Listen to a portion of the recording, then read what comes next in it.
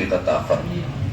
اور جو لوگ اب تک قرآن کو چھینے کی توفیق نہیں ہوئی وہ بھی ارادہ کرو اللہ کے کلام کو چھوئیں گے, اللہ کے کلام کو دیکھیں گے اور اللہ کے کلام کو پڑھنے کی کوشش بھی کریں گے انشاءاللہ. مبارک کتاب ہے, مبارک کتاب ہے جس کتاب کے ذریعے سے بڑے بڑے لوگوں کو ہدایت نصیب ہوئی.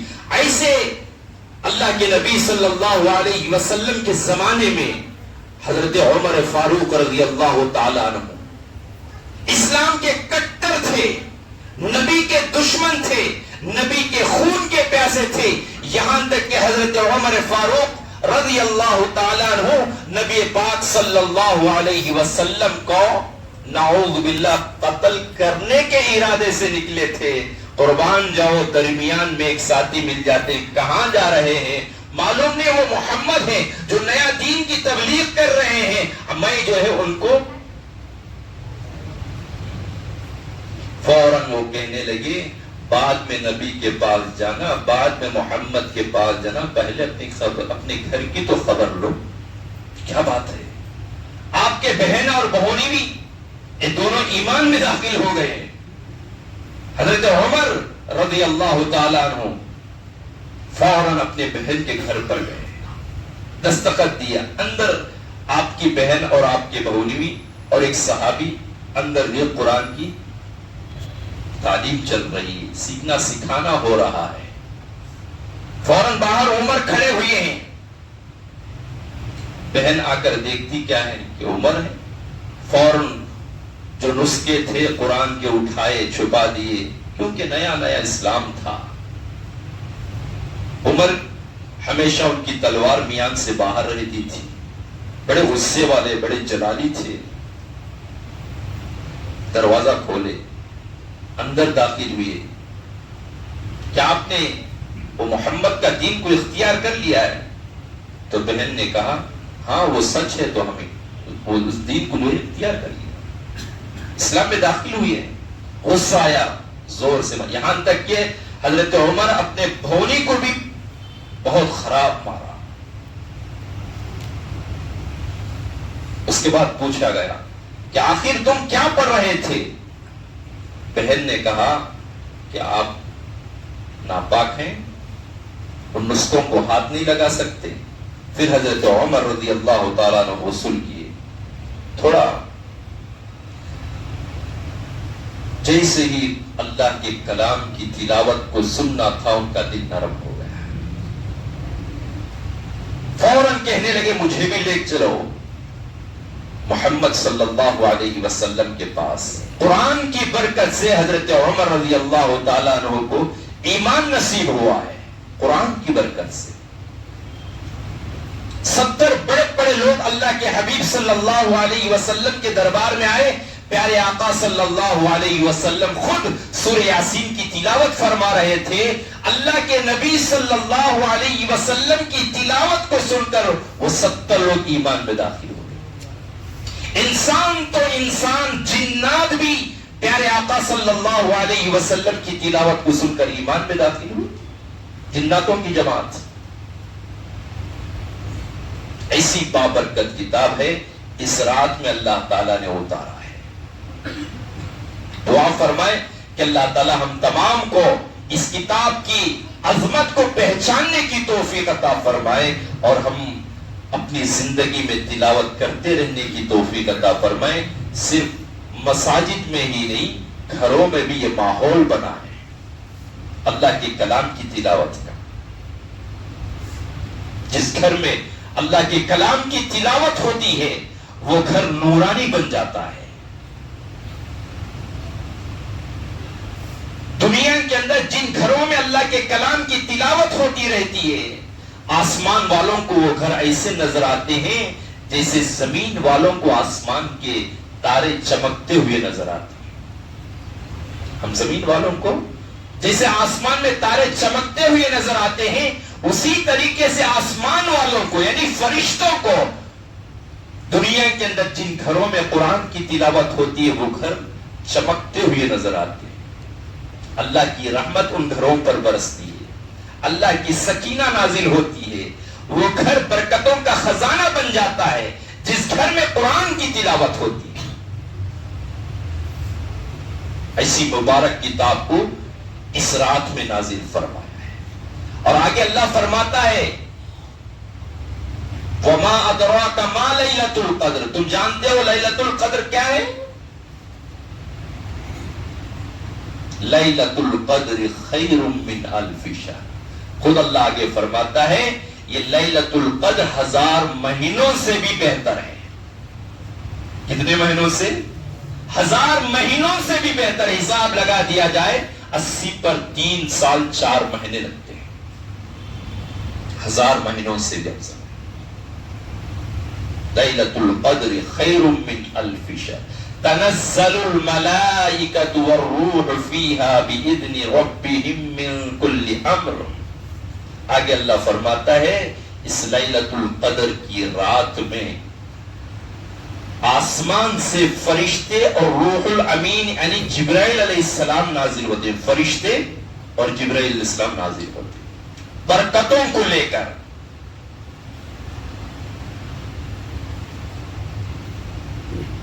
کیا مبارک رہا.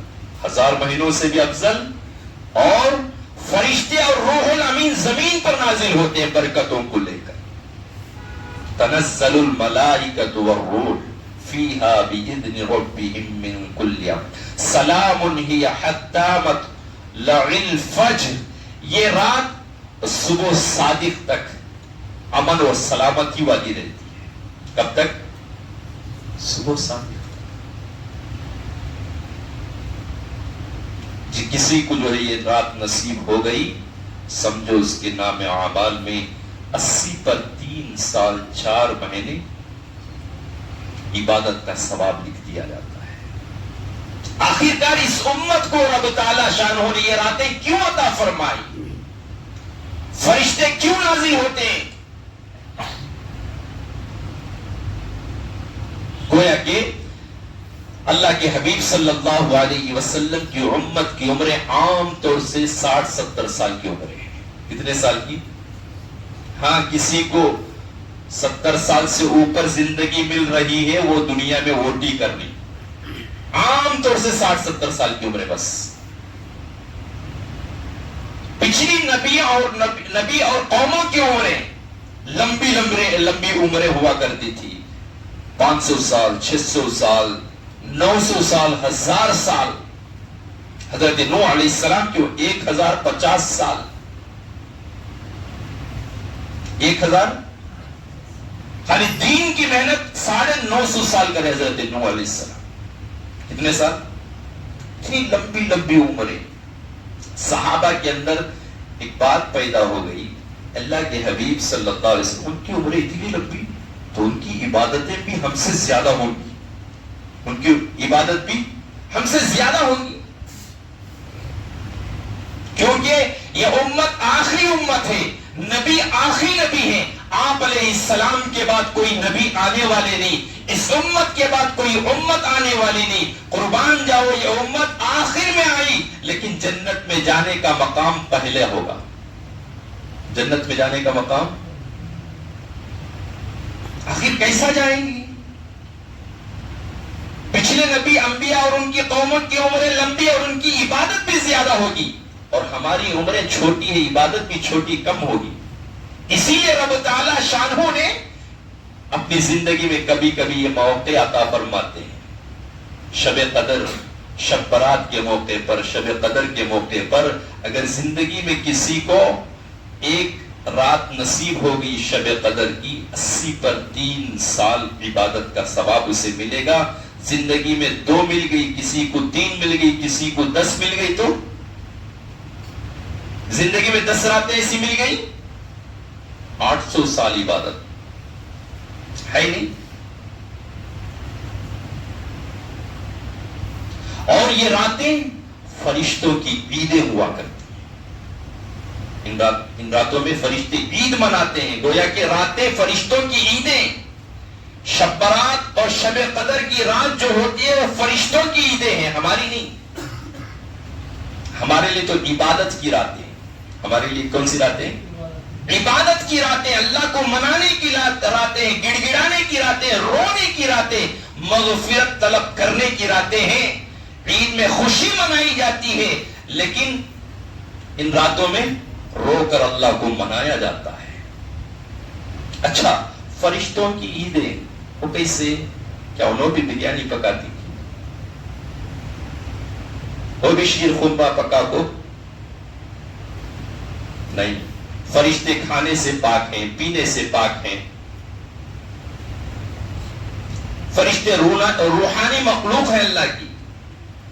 آخر وہ خوشی کیسے مناتے ہیں؟ ان کو خوشی کیسے ہوتی ہے؟ ان راتوں میں خوشی کیسے مناتے ہیں؟ خوشی کیسے ہوتی ہے فرشتوں کو؟ کتابوں میں لکھا ہوا ہے, اہل علم حضرات فرماتے ہیں ان مبارک راتوں میں جو اللہ کے بندے, جو نبی کے امتی, چاہے مرد کیوں نہ ہو چاہے عورتیں کیوں نہ ہو, ان راتوں میں اللہ کو مناتے ہیں, عبادت کرتے ہیں, نمازیں پڑھتے ہیں, قرآن کی تلاوت کرتے ہیں, ذکر و اذکار کرتے ہیں, اللہ کے دربار میں ہاتھ اٹھاتے ہیں, روتے ہیں, گڑ گڑاتے ہیں, اللہ سے مغفرت طلب کرتے ہیں, اللہ تبارک و تعالی کی رحمت بندوں پر متوجہ ہوتی ہے, رب تعالی شانہ بندوں کی عبادت پر اللہ تبارک و تعالی ان کی مغفرت کا اعلان کر دیتے ہیں. جیسے ہی رب تعالی شانہ فرماتے ہیں فلاں فلاں بندے کی میں نے مغفرت کر دی, مغفرت کا پروانہ دے دیا, جیسے ہی امت محمدیہ کی مغفرت کا پروانے کا اعلان ہوتا ہے, یہ اعلان سن کر فرشتے خوشی مناتے ہیں, فلاں بندے کی مغفرت ہو گئی, نبی کے فلاں امتی کی مغفرت ہو گئی, فلاں امتی کی مغفرت ہو گئی. یہ مغفرت کا اعلان سن کر فرشتے خوشی مناتے, گویا کہ ان راتوں میں فرشتوں کی یہی خوشی ہے.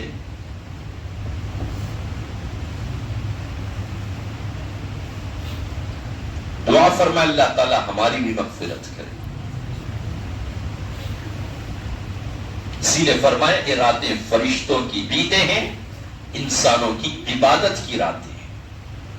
لیکن کتنے نوجوان ان راتوں کو ایسے ہی آوارہ راستوں میں, چوراہوں میں, فٹ پاتھ میں, دکانوں کے پاس, بازاروں میں لگا دیتے ہیں اور وہ جو ہے ایسے ہی وقت لگا کر گزار کر گھروں کو چلے جاتے. مسجد میں آنے کی بھی توفیق نہیں ہوتی, عبادت کی توفیق نہیں ہوتی, زبان سے اللہ کا ذکر کرنے کی توفیق نہیں ہوتی, اللہ کے دربار میں ہاتھ اٹھانے کی توفیق نہیں ہوتی. کیوں کہ بندہ پوری زندگی اللہ سے اللہ کو پکارتا ہے, اللہ کو پکارتا ہے, اللہ کو پکارتا ہے, پورا سال اللہ کو پکارتا ہے. لیکن یہ راتیں وہ راتیں ہیں اللہ بندوں کو پکارتا ہے.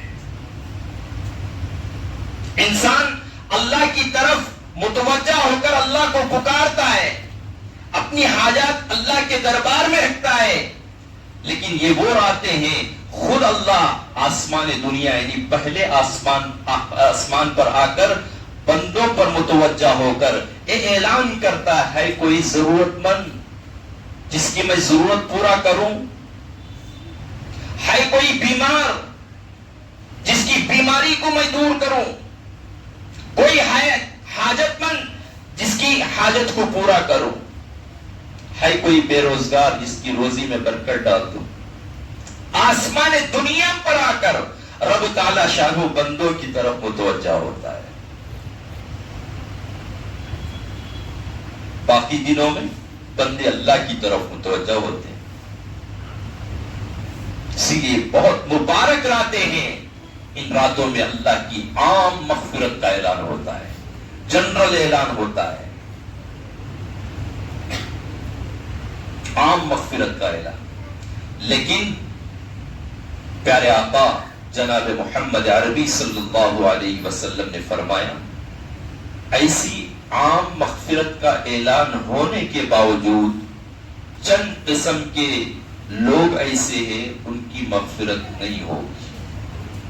وہ مسجد میں بھی آتے ہیں, عبادت بھی کرتے ہیں, دعائیں بھی مانگتے ہیں, لیکن چند قسم کے لوگ جن کے اندر وہ بری عادتیں ہونے کی وجہ سے ان بری عادتوں سے باز نہ آنے کا ارادہ کرنے کی وجہ سے وہ لوگ جو ہے ایسی راتوں سے محروم ہو جاتے ہیں، مغفرت سے محروم ہو جاتے ہیں۔ اللہ کے حبیب علیہ السلام نے فرمایا سب سے پہلا قسم کا وہ آدمی ہے جو ماں باپ کا نافرمان ہے۔ کون ہے؟ اللہ ہم تمام کی حفاظت فرمائے۔ ماں باپ کا نافرمان۔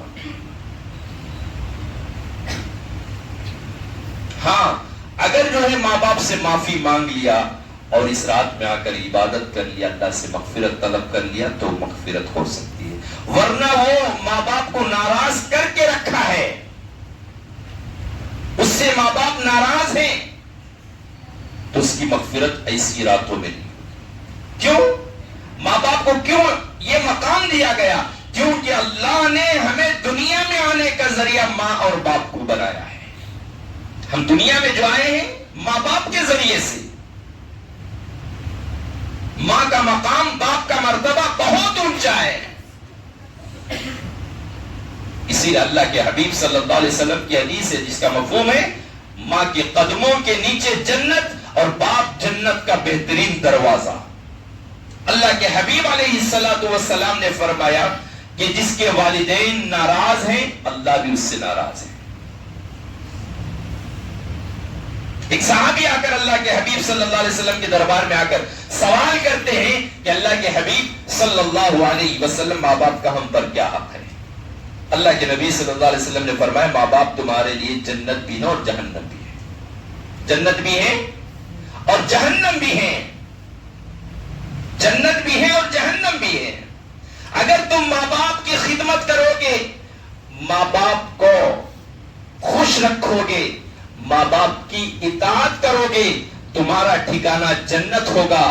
اگر تم ماں باپ کی بے حرمتی کرو گے، ماں باپ کو ستاؤ گے، ماں باپ کو رلاؤ گے، ماں باپ کا دل دکھاؤ گے تو تمہارا ٹھکانہ جنت نہیں جہنم ہوگا۔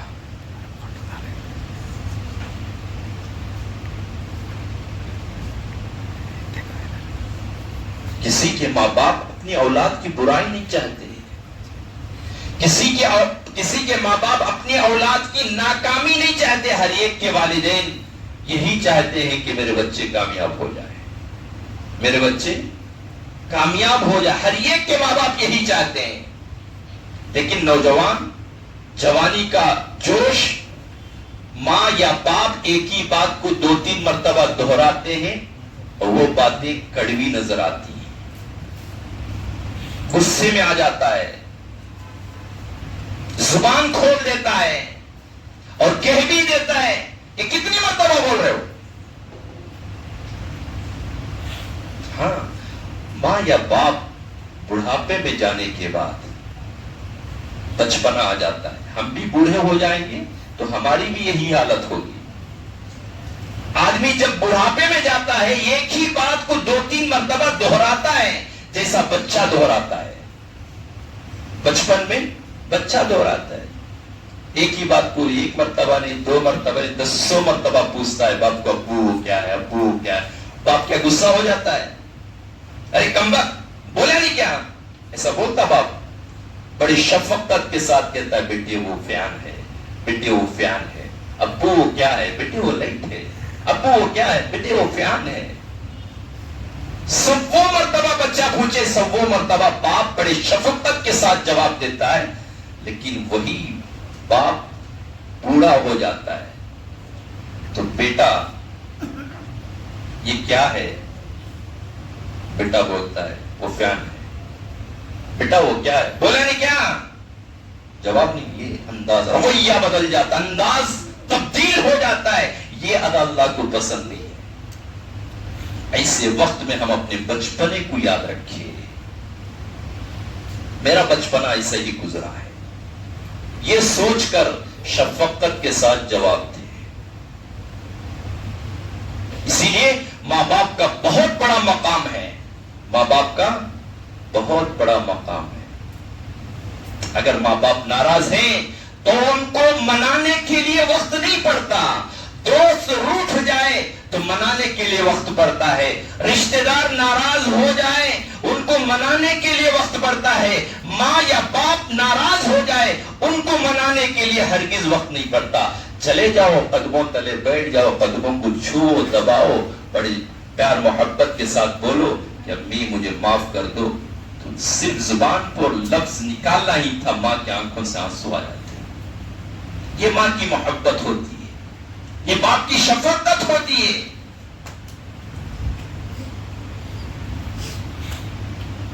خود نبی کریم صلی اللہ علیہ وسلم نے ماں کے بارے میں مقام بتلایا، جب میں عشاء کی نماز میں کھڑے رہوں پیچھے ماں مجھے پکاری، بیٹے محمد، میں رکعت توڑ دوں اور ماں کے پاس پہنچ جاؤں۔ یہ مقام اللہ کے نبی صلی اللہ علیہ وسلم نے بتایا ماں کا۔ لیکن ہماری حالت کبھی آپس میں آمنا سامنا باپ بیٹے کا ہوتا ہے، دوستوں کے ساتھ بھی ہوتا ہے۔ دوست آتا ہے خوشی سے بات کرتا ہے، سلام کرتا ہے، مصافحہ کرتا ہے، باپ آتا ہے تو پوچھ کر نہیں دیکھتا، اف ہو ایسی جوانی۔ دوست آتا ہے تو خوشی سے بات کرتا ہے، سلام بھی کرتا ہے، باپ آتا ہے تو۔ اسی لیے میرے عزیز دوستو بزرگوں، ماں اور باپ کا بڑا مقام ہے۔ اگر ناراض ہیں تو ایسے لوگوں کی مبارک راتوں میں مغفرت نہیں ہوگی۔ اس لیے چاہیے کہ اپنے ماں باپ کو خوش رکھیں، ان کی خدمت کریں، ان کی خدمت کریں اور ان کے لیے دعائیں کریں اور ان سے دعائیں لیں۔ ایسی ہم خدمت کریں ماں باپ کی، خود ماں باپ کی زبان سے دعا نکلے، ماں باپ کی زبان سے دعا نکلے۔ اور کبھی فرمائے، کتابوں میں لکھا ہو، اہل علم حضرات فرماتے ہیں، کبھی ہم کسی کام کے لیے گھر سے نکلتے ہیں، گھر میں ماں باپ موجود ہیں تو اس کام کی کامیابی کے لیے ماں باپ سے دعائیں لے کر نکلیں تو وہ کام کبھی ناکام نہیں ہوگا، اس کام میں اس کے لیے کامیابی ملے گی۔ ماں اور باپ کی دعا قبول ہو جاتی ہے، یہاں تک کہ فرمایا کہ ماں باپ اپنے اولاد کے لیے دعائیں کریں تو دعائیں قبول ہو جاتی ہیں، اگر ماں باپ اپنے اولاد کے لیے بد دعا بھی کرے تو بد دعا بھی قبول ہو جاتی ہے۔ ماں باپ کی بد دعاؤں سے بچیں۔ کبھی کبھی ماں باپ کے لیے بھی ضروری ہے، ہماری بھی اولاد ہے، اپنی اولاد کے لیے کبھی بھول کر بھی زبان سے بد دعا نہ نکالیں، بھول کر بھی۔ کبھی کبھی بولتے نہیں، اجاڑ کیوں نہیں ہو جاتا، مر کیوں نہیں جاتا، یہ الفاظ ماں باپ اپنی زبان سمجھانے کی طاقت نہیں، ان کی تربیت کرنے کی ہمت اور ان کی تربیت کرنے کی صلاحیت نہیں، اور زبان سے کہہ دیتے مر کیوں نہیں جاتا۔ ایک وقت آتا ہے قبولیت کی گھڑی ہو جاتی ہے، دعا فرشتے آمین کہہ دیتے ہیں، قبول بھی ہو جاتی ہے۔ ایک وقت آتا ہے بچہ ایکسیڈنٹ میں مر جاتا ہے، یا پانی میں ڈوب کر مر جاتا ہے، یا آگ میں جل کر، یا کچھ حادثے میں مر جاتا ہے تو لاش سامنے آتی ہے، ماں پٹک پٹک کر روتی ہے، باپ بھی گڑ گڑاتا ہے اور کہتا ہے کہ میرا بیٹا، فرشتے بازو کھڑے ہو کر کہتے ہیں تیری بد دعا کا نتیجہ تھا، تو نے تو بد دعا کیا تھا، تو نے تو بد دعا کی تھی، وہ تو قبول ہو گئی تھی، بچہ تو اب گڑ گڑا رہی۔ اسی والدین کو بھی چاہیے کہ اپنے اولاد کے لیے بد دعا نہ نکالے زبان سے، اولاد کے لیے چاہیے کہ ماں باپ سے بد دعا نہ لیں، ان کی خدمت کرے، ان کو خوش رکھے۔ نیند اپنی بھلا کے سلایا ہم کو، نیند اپنی بھلا کے سلایا ہم کو، آنسو اپنی گرا کے ہنسایا ہم کو، درد کبھی نہ دینا ان ہستیوں کو، اللہ نے ماں باپ بنایا جن کو۔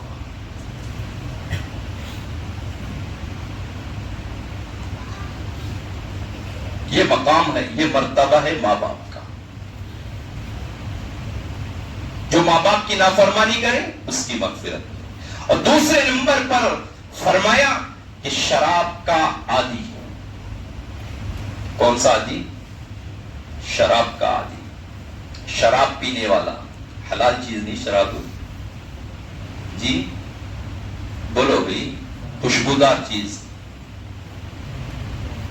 اچھی چیز ناپاک چیز، بدبودار سڑان چیز، حرام چیز ہے جس کے پینے سے انسان کی عقل تباہ ہو جاتی ہے، جس کے پینے سے انسان اپنے آپ کو کنٹرول میں نہیں رہتا،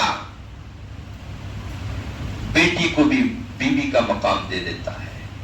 کئی واقعات ایسے ہم سن کر ہیں، شراب کیا پی لیا، حد سے بڑھ کر اپنے آپ کو کنٹرول میں نہیں رہا کہ بیٹی کو بیوی کا درجہ، بیٹی کے ساتھ منہ کالا کر دیا۔ کیوں؟ یہ ناپاک چیز ہے، سڑان چیز ہے۔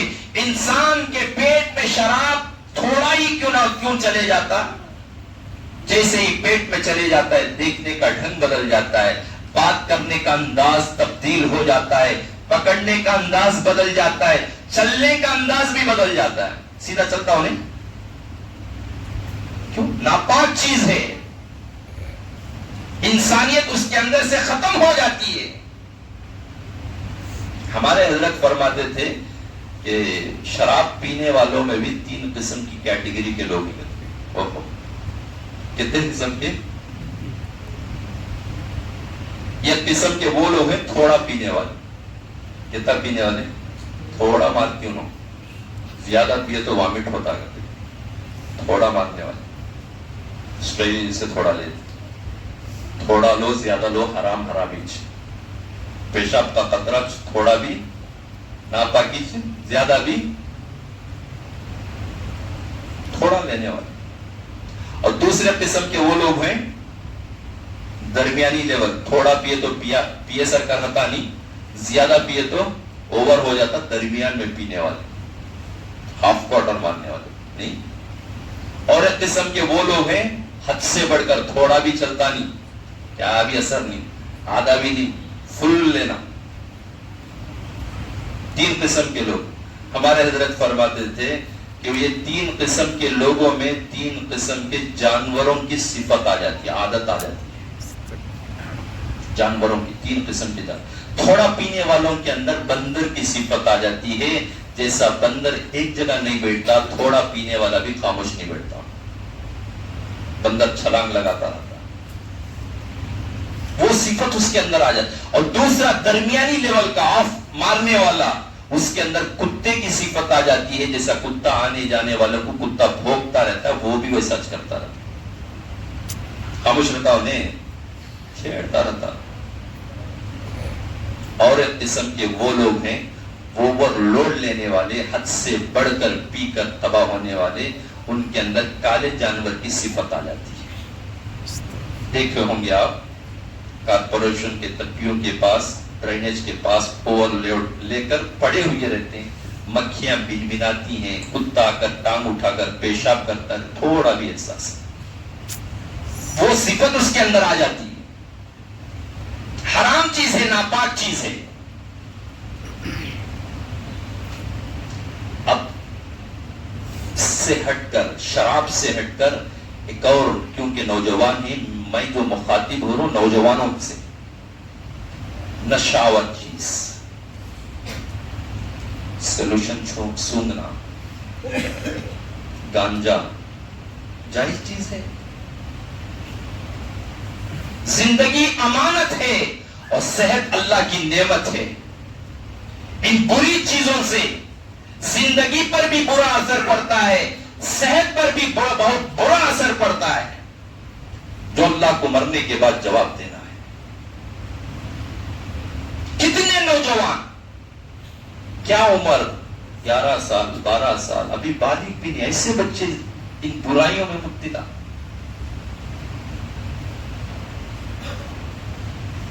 آگے کی زندگی ان کی کیسی گزرے گی؟ نشہ کی چیزیں سولوشن مارکس کرتے۔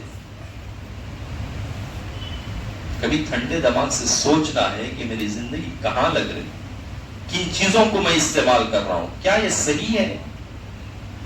کتنا برا اثر میرے زندگی میں میری صحت پر پڑے گا۔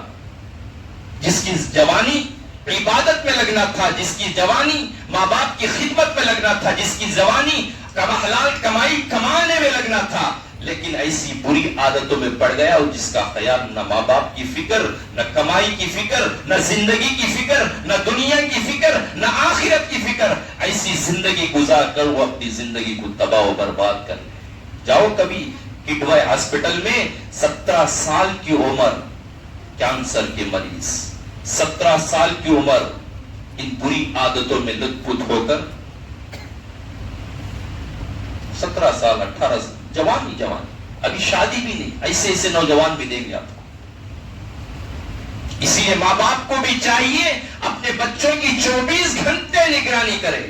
میرا بچہ کس کے ساتھ اٹھنا بیٹھنا ہوتا ہے، میرے بچے کا کیوں؟ میری اولاد ہے جس کے لیے میں محنت و مزدوری کر کے پڑھایا، اور جو محنت اور مزدوری پڑھ کے بڑا کیا، ایک سٹیج پر لایا، اور یہ کس کے حوالے ہو رہا ہے؟ اس کے اندر کون سی بری عادتیں آ رہی ہیں؟ نگرانی کرنے کی ضرورت ہے۔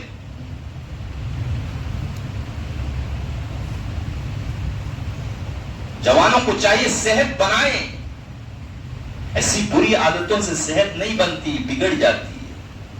گویا کہ ایسی بری عادتوں کی وجہ سے دنیا بھی خراب ہو رہی، آخرت بھی خراب ہو رہی۔ بوڑھا ہونے سے پہلے بوڑھا ہو جا رہا نوجوان ان بری عادتوں کی وجہ سے،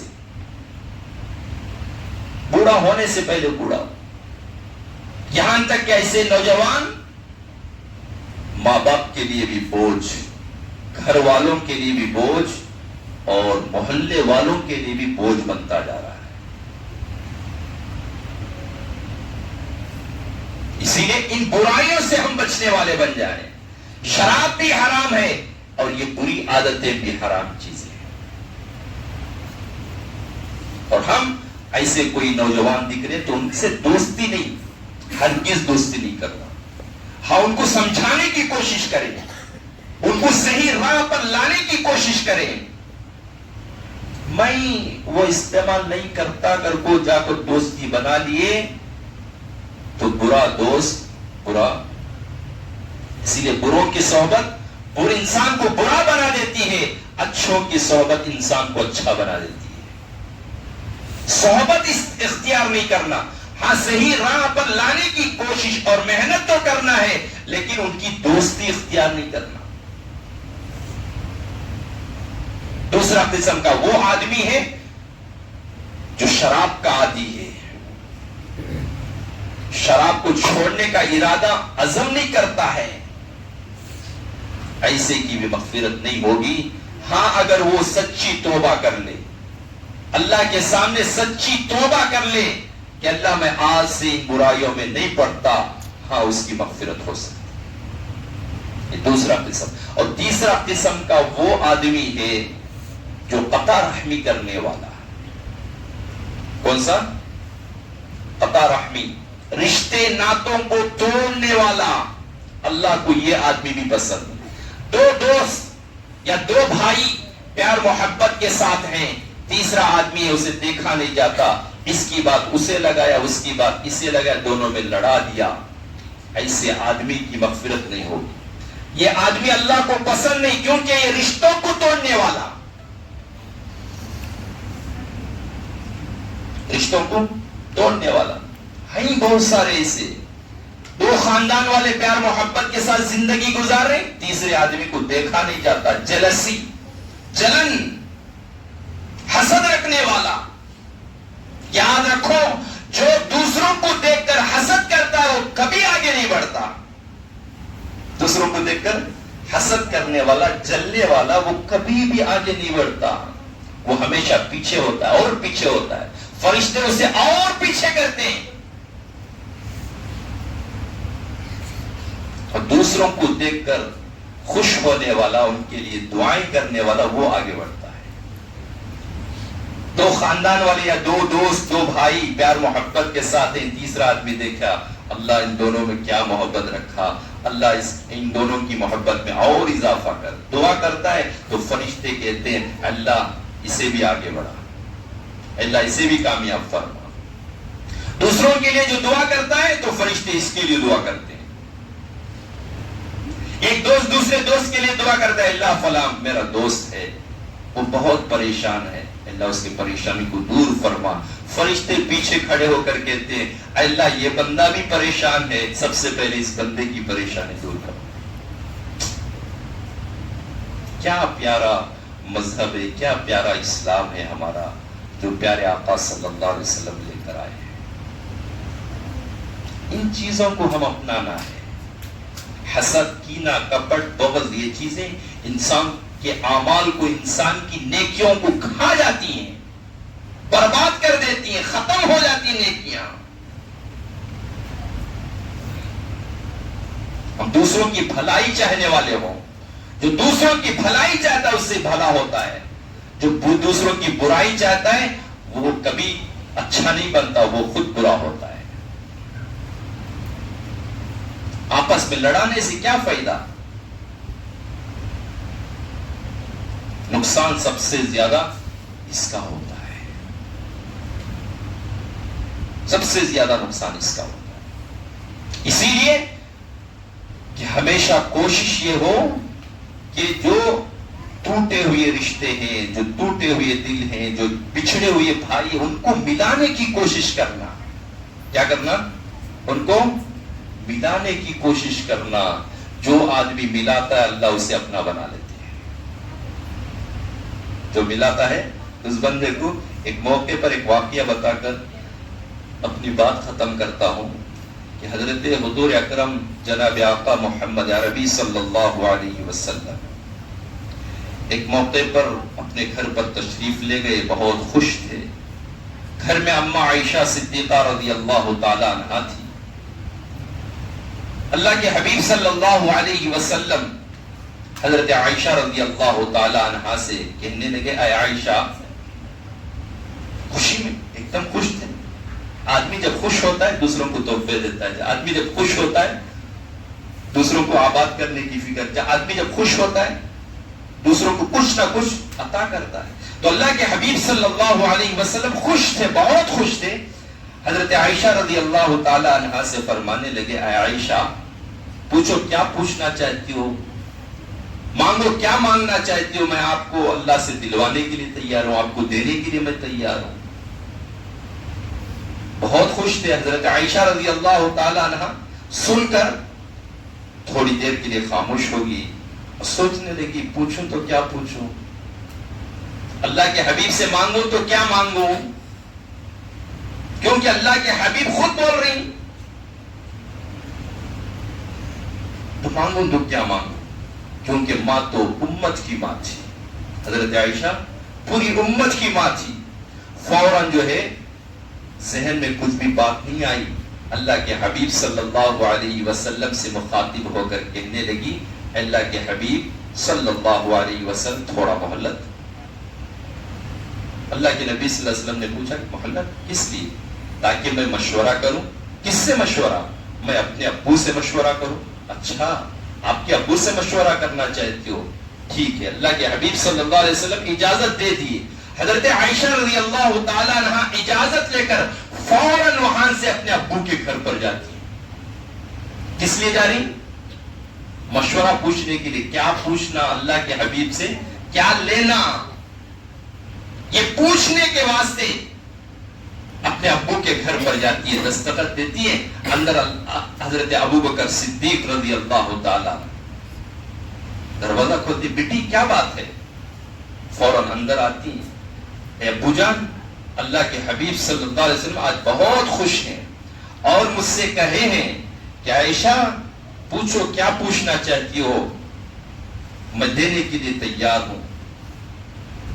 مانگو کیا مانگنا چاہتی ہوں, میں اللہ سے دلوانے کے لیے تیار ہوں. ابو جان میں آپ سے مشورہ کرنے آئی ہوں, پوچھوں تو اللہ کے حبیب سے کیا پوچھوں. اتنا کہنا تھا.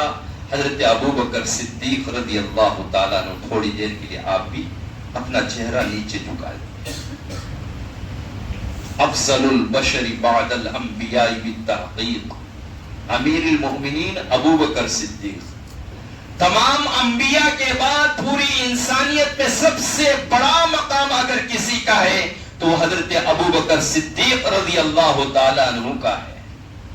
یہ مقام اور یہ مرتبہ کیوں ان کو ملا؟ ان کے دل کے اندر بھی پوری امت کی فکر تھی. جو فکر نبی کی تھی وہ فکر حضرت ابوبکر کے دل میں بھی تھی پوری امت کی. حضرت ابوبکر صدیق رضی اللہ تعالیٰ عنہ یہ سوچنے لگے کہ اللہ کے حبیب اگر بولے ہیں تو ضرور بولیں گے, ضرور عطا کریں گے, لیکن مانگے تو کیا مانگے, پوچھے تو کیا پوچھے,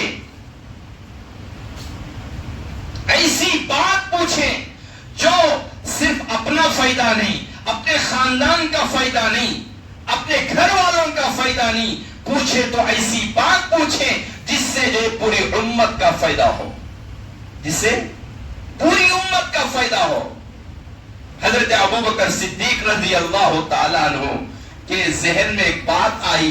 حضرت عائشہ رضی اللہ تعالیٰ عنہا کی طرف مخاطب ہو کر فرمانے لگے, اے عائشہ, بیٹی عائشہ, میرے ذہن میں ایک مشورہ آ رہا ہے, میں آپ کو مشورہ دوں گا, لیکن ایک وعدہ کرنا, جو مشورہ میں دوں گا وہ اللہ کے حبیب کے پاس رکھنا, جو اللہ کے حبیب بتائیں گے اس بات کو مجھ تک بھی پہنچانا, یہ میرا وعدہ ہے, کیا بتاؤ گی؟ حضرت عائشہ رضی اللہ تعالیٰ عنہا کہنے لگی, ہاں ابو جان, ضرور آپ تک پہنچاؤں گی. حضرت ابوبکر رضی اللہ تعالیٰ عنہ کہنے لگے, اے عائشہ, میرا مشورہ یہ ہے کہ جب اللہ کے حبیب معراج پر گئے تھے نا, ہاں ابو گئے تھے, اور اللہ کے حبیب عرش پر بھی پہنچے تھے نا, ہاں ابو پہنچے تھے, اور اللہ کے حبیب کے درمیان راز کی باتیں بھی ہوئی نا, ہاں ابو, اللہ اور اللہ کے حبیب کے درمیان بہت ساری راز کی باتیں ہوئی. حضرت ابوبکر صدیق رضی اللہ تعالیٰ عنہ فرمانے لگے, اے بیٹی عائشہ, وہ راز کی باتوں میں سے ایک بات پوچھ لینا, وہ راز کی باتوں میں سے ایک بات پوچھ لینا جس میں امت کی بھلائی, امت کی کامیابی چھپی ہوئی ہوگی. کیا دور اندیشی دیکھو حضرت ابوبکر. چاہے تو حضرت عائشہ اپنے لیے مال مانگ سکتے تھے, چاہے تو اپنے لیے دولت مانگ سکتے تھے, اپنے لیے کوئی اور چیز مانگ سکتے تھے اپنے لیے, لیکن حضرت عائشہ مشورہ کرنے کے لیے آئی. حضرت ابوبکر بھی چاہے تو اپنے خاندان کے لیے کچھ مانگ سکتے تھے, اپنے لیے جنت مانگ سکتے تھے, یا اپنے لیے دنیا کی کوئی دولت مانگ سکتے تھے, لیکن حضرت ابوبکر نے بھی مشورہ دیا امت کی بھلائی کا, امت کے لیے خیر کا, امت کے لیے کامیابی کا. حضرت ابوبکر صدیق رضی اللہ تعالیٰ عنہ کہنے لگے کہ جاؤ, وہ راز کی باتیں جو بہت ساری ہوئی ان میں سے کوئی ایک بات پوچھ لو, اس میں امت کی کوئی بھلائی چھپی ہوئی ہوگی. جیسے ہی مشورہ مل گیا حضرت عائشہ کو, حضرت عائشہ رضی اللہ تعالیٰ عنہ پھر دوڑتے ہوئے حضرت حضور اکرم صلی اللہ علیہ وسلم کے دربار میں پہنچی. اللہ کے حبیب صلی اللہ علیہ وسلم پوچھنے لگا, عائشہ آ گئی؟ ہاں اللہ کے حبیب آ گئی. مشورہ مل گیا؟ ہاں مل گیا. کیا ملا, کیا مشورہ ہوا, کیا مشورہ آپ کے ابو نے دیا؟ حضرت عائشہ رضی اللہ تعالیٰ عنہ مسکراتے ہوئے کہنے لگی کہ اللہ کے حبیب صلی اللہ علیہ وسلم, آپ جب معراج میں گئے تھے عرش پر آپ کے اور اللہ کے درمیان تیسرا کوئی اور موجود نہیں تھا, صرف آپ اور اللہ تھے. آپ کے دونوں کے درمیان جو بہت ساری راز کے باتیں ہوئی, ان راز کی باتوں میں سے ایک بات بتا. ہائے ہائے, اللہ کے حبیب صلی اللہ علیہ وسلم نے فرمایا, عائشہ, میرے یار غار نے جاننا چاہا تو بھی کیا جاننا چاہا, معلومات کرنا چاہا تو بھی کیا معلومات کرنا چاہا. اے عائشہ, وہ راز کی باتیں تھی, بتانے کی نہیں تھی. ہاں میں آپ سے کہہ دیا تھا, پوچھو کیا پوچھنا چاہتی ہو, چلو ان راز کی باتوں میں سے ایک بات میں آپ کو بتلا ہی دیتا ہوں. حضرت عائشہ رضی اللہ تعالیٰ عنہ بہت غور سے سن رہی تھی. اللہ کے حبیب صلی اللہ علیہ وسلم نے فرمایا کہ اے عائشہ, میرے اور میرے رب کے درمیان بہت ساری راز کی باتیں ہوئی. ان بہت ساری راز کی باتوں میں سے ایک بات یہ ہے, اللہ نے مجھ سے فرمایا, اے میرے حبیب صلی اللہ علیہ وسلم, جو بھی آپ کی امت میں سے کوئی بندہ ٹوٹے ٹوٹے ہوئے دلوں کو جوڑ دیتا ہے، ٹوٹے ہوئے رشتوں کو جوڑ دیتا ہے، میں رب اپنی ذمہ داری سے اس بندے کو جنت میں داخل کر دیتا ہوں۔ ہائے ہائے، جو ٹوٹے ہوئے دلوں کو جوڑ دیتا ہے، ٹوٹے ہوئے رشتوں کو جوڑ دیتا ہے، اس بندے کو میں اپنی ذمہ داری سے جنت میں داخل کر دیتا ہوں۔ وہ بات مل گئی، حضرت عائشہ خوش ہو گئی، فوراً اپنے ابو کا وعدہ یاد آ گیا، ابو کو بھی بتانا ہے۔ اللہ کے حبیب صلی اللہ علیہ وسلم سے پھر اجازت طلب کر کے وہاں سے نکلی۔ جیسے ہی اپنے ابو کے گھر پر پہنچی تو حضرت ابوبکر صدیق رضی اللہ تعالیٰ عنہ ٹہل رہے ہیں، اب بھی میری بیٹی آئے گی، وہ خیر کی بات، وہ جو ہے راز کی بات بتائے گی، وہ راز۔ ابھی حضرت ابوبکر ٹہل رہے یہاں سے وہاں، جیسے حضرت عائشہ رضی اللہ تعالیٰ عنہ دستخط دی تو فوراً دروازہ کھولے، حضرت عائشہ اندر داخل ہوئی، حضرت ابوبکر صدیق رضی اللہ تعالیٰ عنہ آگے بڑھ کر پوچھنے لگے، عائشہ اے عائشہ بتاؤ کون سی بات ہے راز، اور راز کی کون سی بات ہے بتاؤ۔ حضرت عمہ عائشہ صدیقہ رضی اللہ تعالی عنہا خوشی خوشی بتانے لگی، بیان کرنے لگی کہ اللہ کے حبیب نے فرمایا کہ اللہ نے اپنے حبیب کو عرش کے اوپر یہ بتایا ہے، اے میرے حبیب جو بھی آپ کا امتی ٹوٹے ہوئے دلوں کو، ٹوٹے ہوئے رشتوں کو جوڑ دیتا ہے، اللہ اپنی ذمہ داری سے اس بندے کو جنت میں داخل فرما دیتے ہیں۔ اتنا کہنا تھا، خوشی کی بات تھی، امت کی بھلائی کی کامیابی کی بات تھی، اتنا کہنا تھا۔ حضرت ابوبکر صدیق رضی اللہ تعالیٰ نے خوش ہونے کے بجائے دھاڑے مار کر رونے لگے، رو رہے۔ حضرت عمہ عائشہ صدیقہ رضی اللہ تعالیٰ عنہ تعجب میں پڑ گئی اور پوچھنے لگی، ابو جان رونے کی کیا بات ہے؟ یہ تو خوشی کی بات ہے، امت کی بھلائی کی بات ہے، امت کی کامیابی کی بات ہے، جو ٹوٹے ہوئے دلوں کو جوڑ دیتا ہے، جو ٹوٹے ہوئے رشتوں کو جوڑ دیتا ہے، اللہ اپنی ذمہ داری سے اسے جنت میں داخلہ فرماتے ہیں، اس میں رونے کی کیا بات ہے؟ قربان جاؤ حضرت ابوبکر صدیق رضی اللہ تعالیٰ عنہ کی دور اندیشی پر کہ حضرت ابوبکر صدیق رضی اللہ تعالیٰ عنہ فرمانے لگے، اے عائشہ اس بات کے دو رخ ہیں، ایک رخ کی طرف آپ کی نگاہ پہنچی ہے، دوسرے رخ کی طرف میں سوچ رہا ہوں۔ اللہ نے سچ فرمایا ہے، نبی نے سچ فرمایا ہے، اس بات کو آپ نے بھی سچ مجھ تک پہنچایا ہے، جو ٹوٹے ہوئے دلوں کو جوڑ دیتا ہے، جو ٹوٹے ہوئے رشتوں کو جوڑ دیتا ہے، اس بندے کو اللہ اپنی ذمہ داری سے جنت پہ تو داخل فرماتے ہیں، لیکن میری نگاہ اس رخ پر ہے جو جڑے ہوئے دلوں کو، جو جڑے ہوئے رشتوں کو توڑ دیتا ہے، اس کا ٹھکانہ جنت کہاں ہوگا؟ اس کا ٹھکانہ جہنم تو ہوگا۔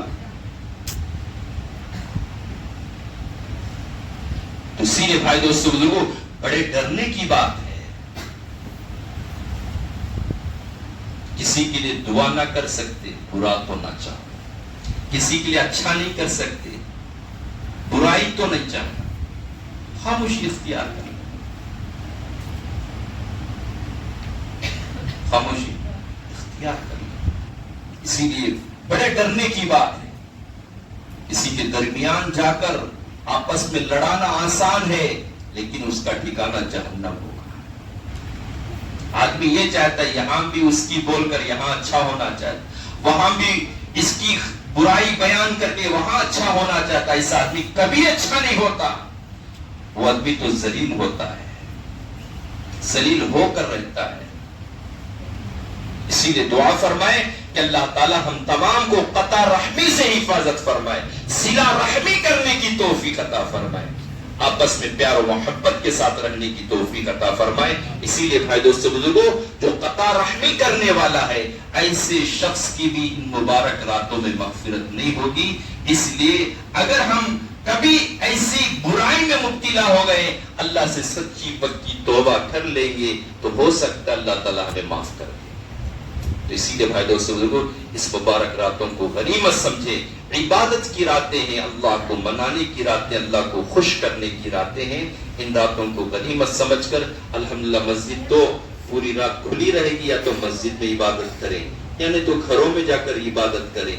عبادت کی رات ہے، صرف جو ہے فضول وقت گزارنے کی رات نہیں ہے، وقت کو بیکار گزارنے کی رات نہیں ہے، عبادت کرنے کی رات ہے.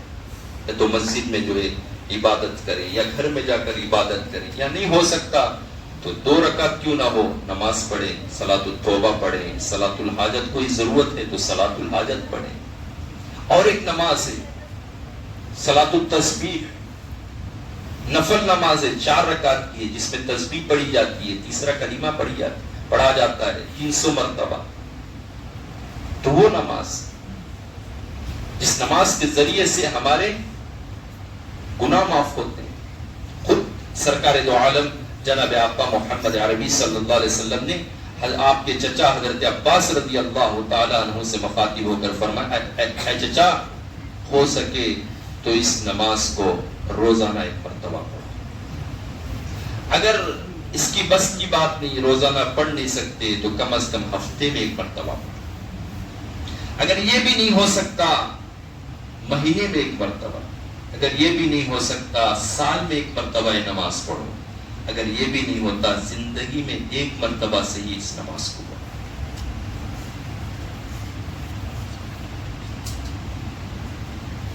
بڑی فضیلت والی نماز ہے صلاۃ التسبیح. تقریباً 20-25 منٹ یا آدھا گھنٹہ بھی لگ سکتا ہے. 4 رکعت کی نماز ہے، اطمینان کے ساتھ. ایک عجیب ہمیں جو ایک فیلنگ آتا ہے جب نماز پڑھتے ہیں، نماز صلاۃ التسبیح کی، عجیب و غریب. لمبا قیام، لمبا رکوع، لمبا سجدہ پڑھیں گے اس رات کو جو غنیمت سمجھ کر. ان راتوں میں یہ عبادت ہے، کوئی خاص عبادت تو نہیں ہے. خاص یہ عبادت کرنا، نماز ہی پڑھنا، قرآن کی تلاوت ہی نہیں، خاص عبادت. ہاں البتہ حضرت عائشہ رضی اللہ تعالیٰ عنہ اللہ کے حبیب صلی اللہ علیہ وسلم سے سوال کرتی ہیں کہ اللہ کے حبیب صلی اللہ علیہ وسلم لیلۃ القدر نصیب ہو جائے تو ہم اس میں کیا عبادت کریں، کیا عمل کریں، کون سا عمل کریں؟ اللہ کے حبیب صلی اللہ علیہ وسلم نے فرمایا کہ ایک دعا سکھلائے، ایک دعا سکھلائے. اللہ کے حبیب صلی اللہ علیہ وسلم حضرت عائشہ رضی اللہ تعالیٰ عنہ کو فرماتے ہیں کہ ایسی رات میں اللہ سے یہ دعا مانگو، اللہم، کون سی دعا بولو؟ اللہم انکا عفو کریم، اے اللہ میرے گناہوں کو معاف فرما لیجیے. اللہم انکا عفو تحب العفو فاعف عنی، اے اللہ میرے گناہوں کو معاف کر دیجئے، معاف کرنا تجھے بہت پسند ہے. کیا پیارا انداز. اے اللہ میرے گناہوں کو معاف کر دیجئے، معاف کرنا تجھے بہت پسند ہے. اللہم انکا عفو تحب العفو فاعف عنی. یہ دعا خاص دعا ہے، اس دعا کو بھی پڑھیں. دعا فرمائیں کہ اللہ تعالی ہم تمام کو اسی راتوں کی قدر کرنے کی توفیق عطا فرمائے. اللہ تعالی ہم تمام کی مغفرت فرمائے. اللہ تعالی ہم تمام کی عبادتوں کو قبول فرمائے. آمین. وآخر دعوانا الحمدللہ رب العالمین.